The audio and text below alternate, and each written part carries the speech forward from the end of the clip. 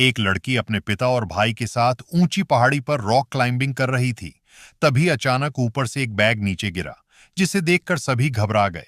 लेकिन इससे पहले कि वे कुछ समझ पाते, एक इंसान भी ऊपर से नीचे आ गिरा। सभी एक ही रस्सी से जुड़े हुए थे, इसलिए उसका वजन पड़ते ही सबका संतुलन बिगड़ गया और वे खाई की ओर गिरने लगे। किस्मत से रस्सी का एंकर चट्टान में मजबूती से फंसा हुआ था, जिससे उनकी गिरावट रुक गई। मगर राहत ज्यादा देर तक नहीं रही, क्योंकि एंकर धीरे धीरे चट्टान से निकलने लगा।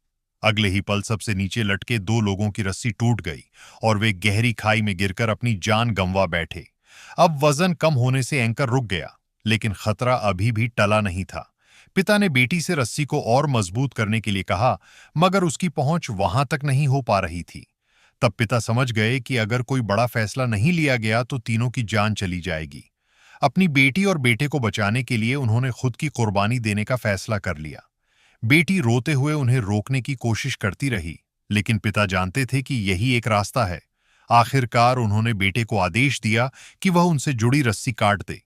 भारी दिल के साथ बेटे ने पिता की बात मान ली। अगले ही पल पिता खाई में गिर गए, लेकिन उनकी इस कुर्बानी ने उनके दोनों बच्चों की जान बचा ली। यहीं कहानी समाप्त होती है।